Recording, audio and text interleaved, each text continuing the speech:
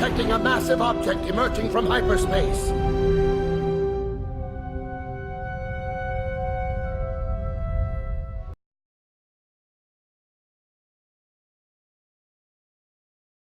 Game of Thrones Season 8 has been far from what anyone would say is satisfactory. I mean, if you just look at the Change.org petition, it has over 1 million signatures asking HBO to redo the entire season with completely different writers.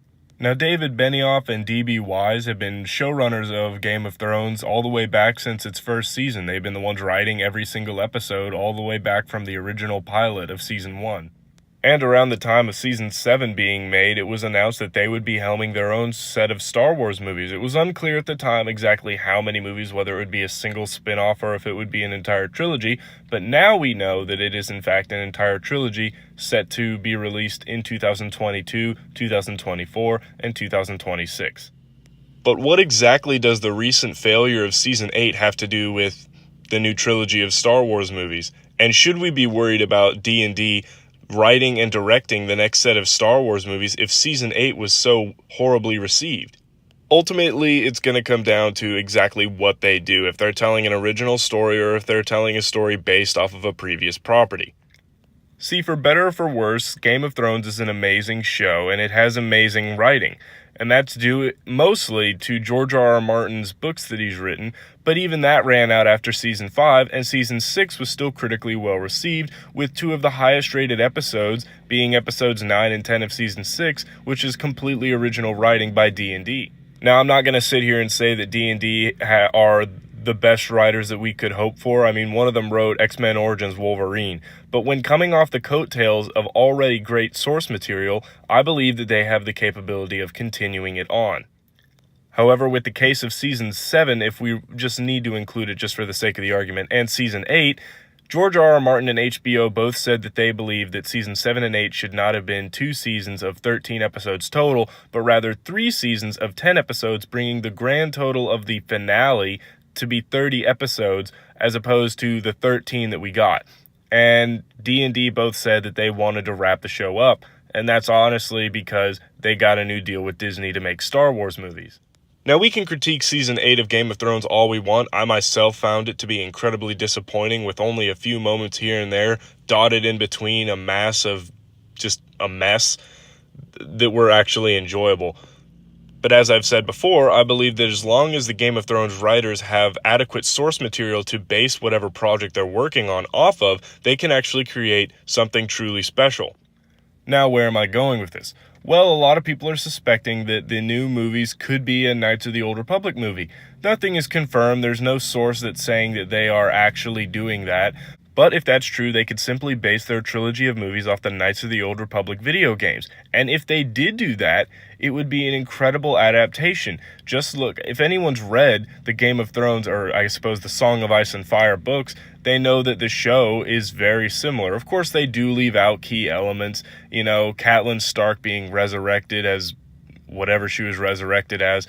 But the core storylines and the dialogue, the intelligent screenwriting, it's all there.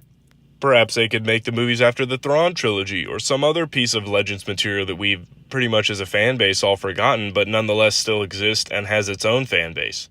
But ultimately what I'm trying to say is, as long as David Benioff and D.B. Wise have source material that they can base their trilogy off of, whether it's a video game, a comic, a book, anything, as long as they have something to base it off of that the fan base has a majority liking to, then this new trilogy will be fine. We're in good hands. We're with people who know how to adapt stuff to the big screen. Everyone's really overreacting a lot to Season 8, which I agree is bad. I don't enjoy Season 8 a lot. That, like I said before, there's only very few moments where I can sit down and be like, yeah, this is good.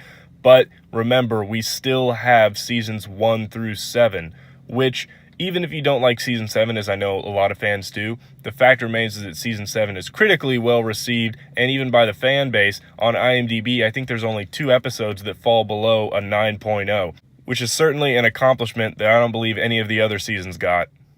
Call this year a hiccup. Call it their one allowed mistake as good writers. But I think that we should give these guys a chance. I think that they have proven themselves when adapting previous material. Now, of course, this does bring to light the issue of what if they're writing their own original story, like Rian Johnson, who his trilogy is set to take place outside of the Skywalker saga and feature wholly original characters. I do think that if the Game of Thrones writers end up creating an original story, it will be an issue. If they really were going to put their heart and soul into it, then I think it could be done well. But Season 8, they clearly didn't put their heart and soul into it. Whether or not it took 2 years to film doesn't change the fact that it was sloppily written, hastily done, and the fact that there is a Starbucks cup in the shot just proves that they were just trying to move on to the next thing.